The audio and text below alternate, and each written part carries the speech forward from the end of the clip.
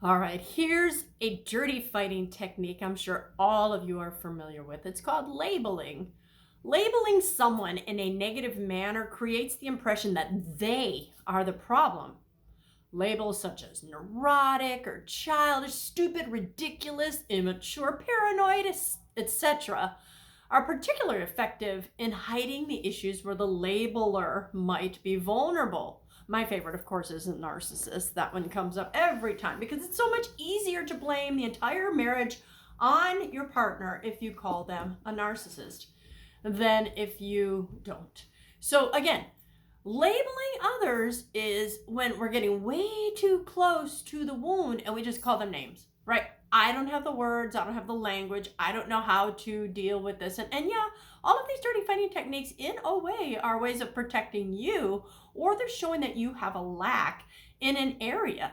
I don't know how to handle this, I'm frustrated with this conflict, so I'm just going to call you a name.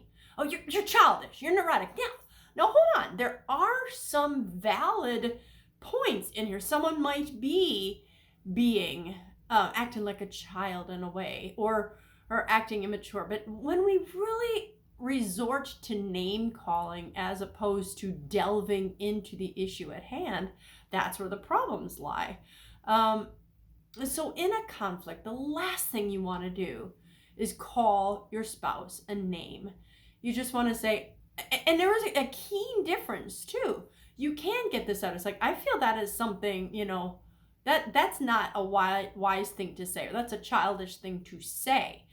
You may think it's, my husband has even said that to me in the past. He's like, well, what's the big difference between calling me childish or saying that's a childish thing to say? And I'll say, but because I'm not saying that's something you are, or that's a trait in you, or that it's your quality, but rather saying that you as a person are doing something that could be construed as childish. Now, you don't want to accept that? That's fine. That's on you. But I tell you, I've done this for many decades, and I can see which things rile people up or not. Remember, like every one of these dirty fighting techniques I am talking about, they all have to do with, do we handle the issue on the issue level? For instance, we're talking about finances. Are you staying on the finances? Are you focusing on the fact that the checks are bouncing and your spouse isn't really working with you on the money? Or do you resort, when you're just getting so mad and angry, just call them a name? You're a jerk. You're immature. You have no idea how to spend. Well, this, in any conflict, he or she has a flaw, but so do you. You both have to find a way to deal with the conflict that values the other person and doesn't devalue them. Yeah, I know that you could come out and say, well, they do this and that, and there are some things I've heard them like, yeah, that's bad. But if you blast it always on the other person, you take no responsibility for any part of it, it's never going to be productive. Even if 90% of the conflict is their fault and you take your 10%, that is enough to disarm the other person. So don't label, don't call them a name, don't say, just say, this is a problem we need to deal with and I'm getting frustrated.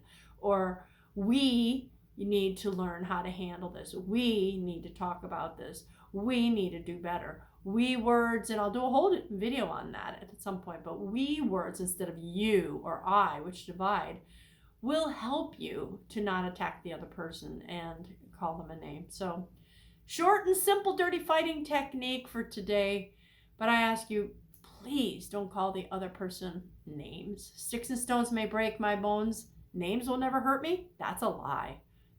I can handle someone hit me with a stick. That'll go away as soon as the pain is gone. When you said something, that is something that stays rolling around in my head forever. And you know it. Because when your spouse has said something to you and you keep thinking about it, or you've heard them say, yeah, I remember when you said such and such, it stays there. Control your tongue. This, as the Bible says, is a weapon. This can hurt or destroy or build people up.